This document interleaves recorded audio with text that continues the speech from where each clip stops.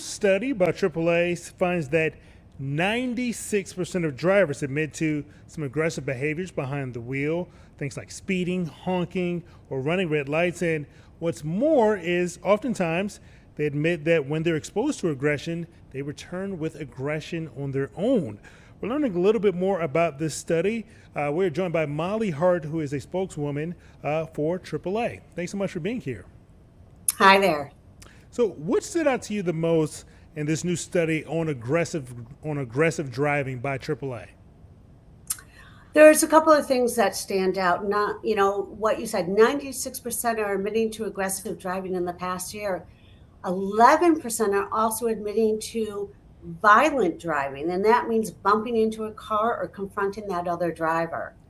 So that's concerning. And these statistics have gone up since we did it in 2016. As a matter of fact, 67% of the people are cutting people off on the road, and 47% are doing more honking. So people are tense, people are stressed, and that behavior is being exhibited on our roads.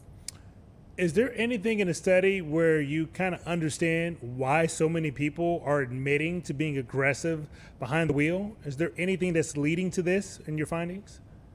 Yes, what's so interesting, and it actually really does make sense, is a lot of it is based on emotion and also people being stressed out, whether by running against the clock. But because of these things, they're either leaving a little bit later than they should, or they simply have just had a bad day. They get engaged into aggressive driving. And part of it is they want to take control over again for themselves. But that's not the right behavior. And your study points to drivers under the age of 60 in higher income households. They are some of the most guilty offenders in this. Is there any reason behind those demographics? Yes, well, women and men are both guilty of doing the aggressive driving.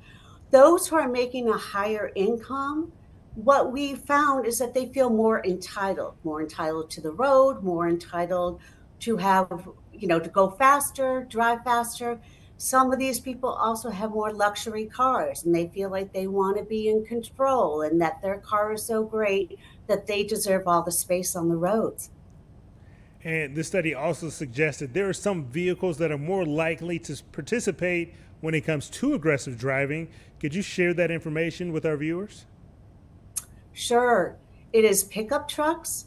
It is motorcycles, as a matter of fact, and then sports cars. Those are the main vehicles that portray aggressive driving. And on the other side of this, another study comparison was done back in 2016. Is there anything that's improved as far as people's driving habits since then? There has been some improvement. Tailgating's down, which is fantastic. And actually, people are not honking as much as they have in the past. However, the other numbers are so high, and people need to be courteous to one another.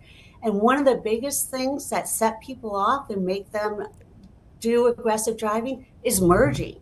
People get annoyed with people merging, and whether it's because that one who's trying to come onto the road is not going slowly and weaving into the traffic and just trying to jump right in. But there are many factors that cause people to do aggressive driving, and what we really need to do is take a deep breath. You're going to get to your destination. We want you to get to your destination safely, and also remain cool.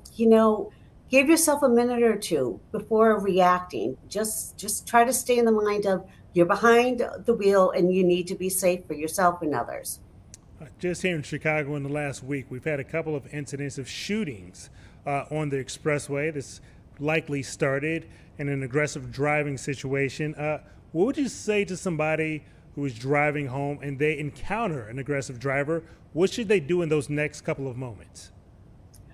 The next couple of moments are so serious. First of all, do not engage. Do not make eye contact.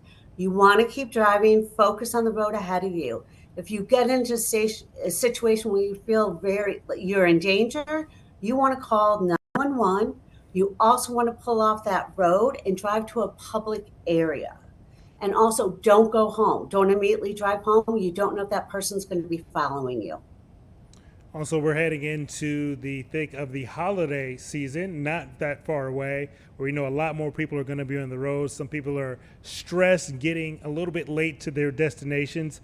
What is AAA's biggest message to drivers as we head into the thick of the holiday driving season? As we say every holiday, get up in the morning and go. It's always later in the afternoon when the roads get congested. So do that, but also just give yourself book an hour on either end or to give yourself the time to get to the destination and not stress out. Again, it's the emotions that people are feeling that are causing the aggressive driving. If you can take a little bit of that away, no one's going to be endangering themselves.